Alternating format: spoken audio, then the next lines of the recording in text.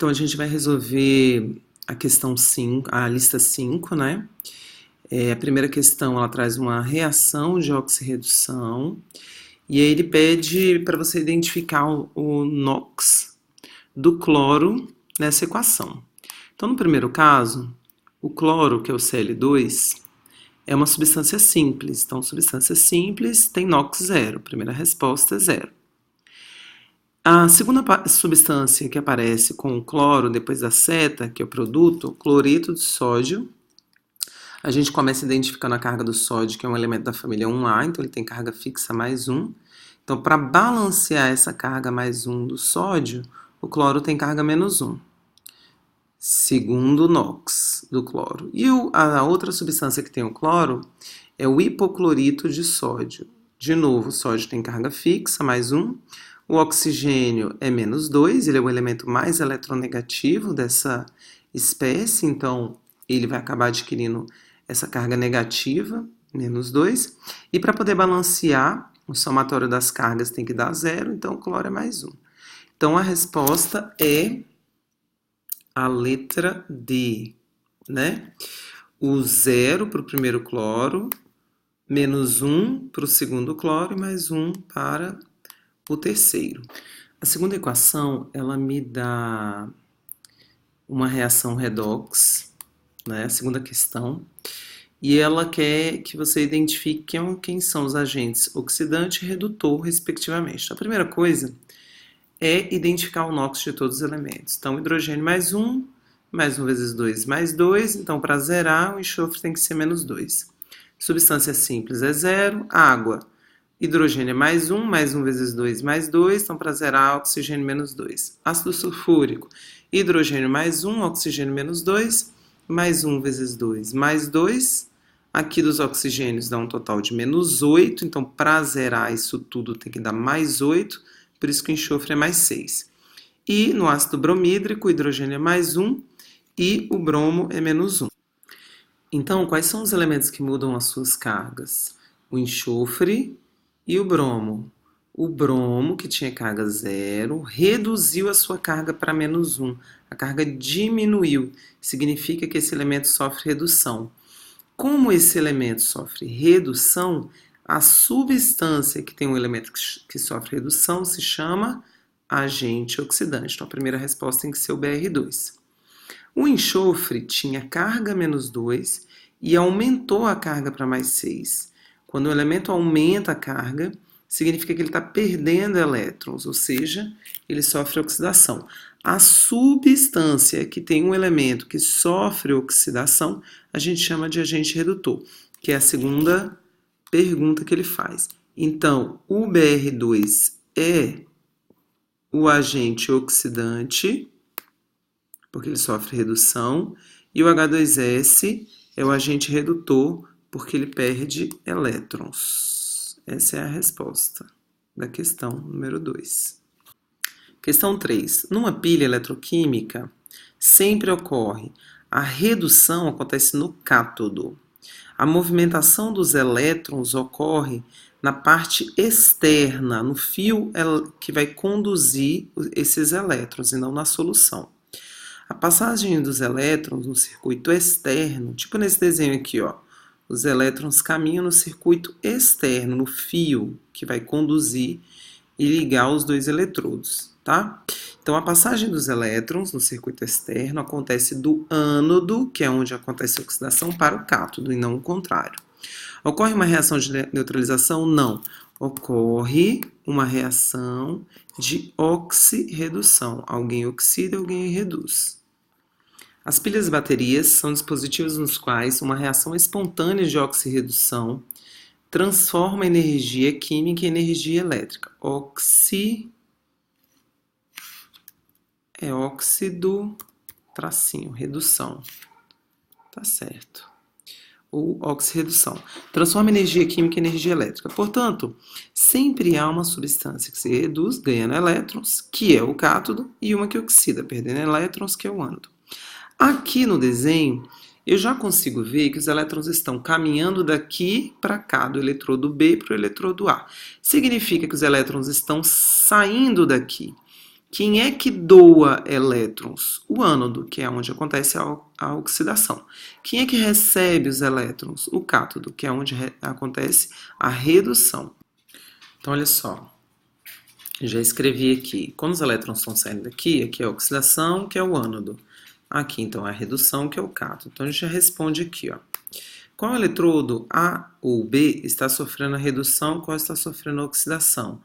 O A está sofrendo redução e o B está sofrendo oxidação. Qual eletrodo é o cátodo e qual eletrodo é o ânodo? O eletrodo que é o cátodo é o A, o eletrodo que é o ânodo é o B. Escreva a semi-reação que ocorre nos eletrodos A e B e a reação global. Aqui está a semi-reação que acontece no eletrodo A. Como que está acontecendo a redução, o cátion que está lá na solução vai receber os elétrons que estão chegando e vai se transformar em A de carga zero. Então, ele vai começar a se depositar dessa placa.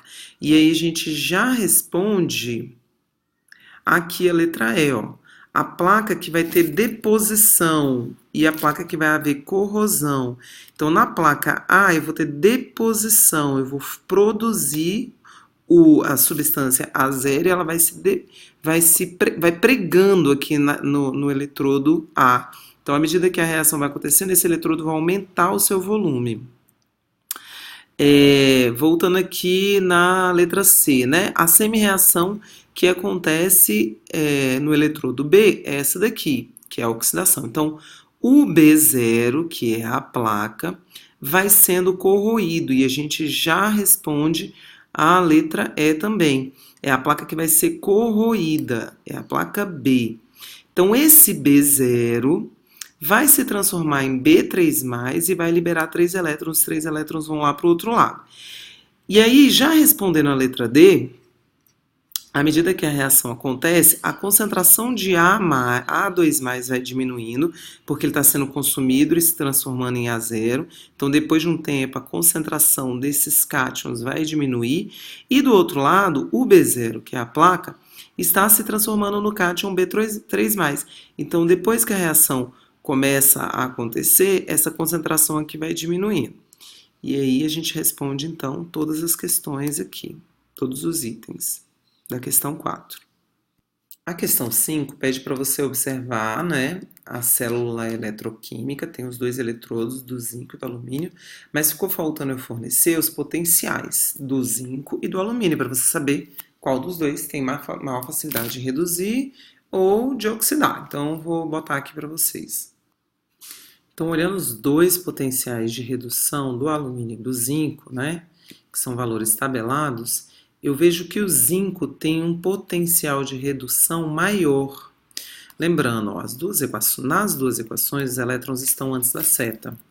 Então, esse cátion está ganhando elétrons, esse cátion está ganhando elétrons, né, para poder se transformar em Al0 e zinco 0. Então, as duas equações estão no formato de redução, por isso que os dois potenciais são de redução. O maior valor é o menos 0,76, é maior do que menos 1,66. Então, isso me permite concluir que o zinco vai sofrer a redução, ok?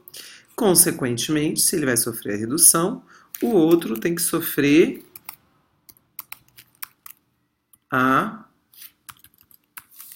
oxirredução. A oxidação. Beleza. Já que o alumínio vai sofrer oxidação, eu vou então pegar essa equação e vou invertê-la. Por quê? Porque ela está no formato de redução. Eu tive que pegar as duas no formato de redução para poder comparar.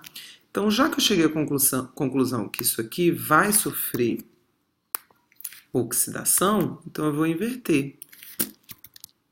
Setinha se transformando em cátion e liberando 3 elétrons. Essa é a semi-reação, reação de oxidação. Semi-reação de oxidação. E aí, o zinco já está no formato de redução, então eu só mantenho, né, essa reação então é a semi-reação de redução. Ok, então, segundo a notação IUPAC, primeiro eu indico o que está acontecendo na oxidação. O que está acontecendo na oxidação? Alumínio 0 está se transformando em alumínio 3+. O alumínio 0 se transformando em alumínio 3+.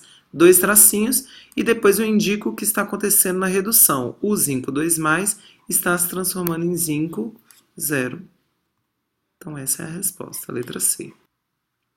Nessa questão, ele pede para eu considerar o desenho, né? Tem um eletrodo que é o de cádmio e um eletrodo que é de cobre. Ele já está me indicando quem é o cátodo, quem é o ânodo, então esse oxida, esse reduz.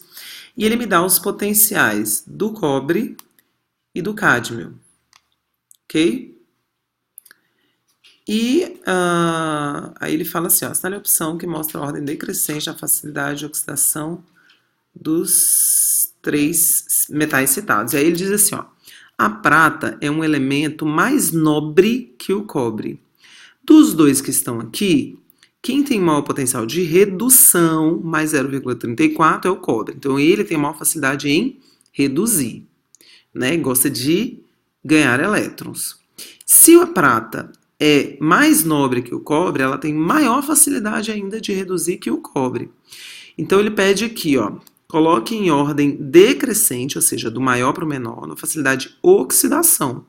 Então, quem tem maior facilidade de oxidação é quem tem o menor potencial de redução, que é o cádmio.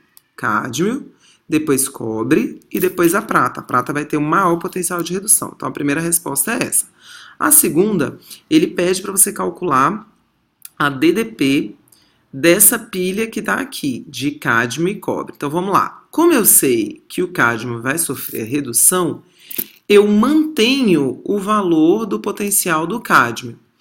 E o ânodo, como eu sei que ele vai sofrer oxidação e o valor do potencial que eu te dei é o de redução, eu inverto o sinal, depois eu somo os dois valores. Então, eu vou ter a seguinte continha. Então, o valor do potencial do cobre eu mantenho, porque ele vai sofrer redução, e ele já está no, né? Já foi dado o potencial de redução.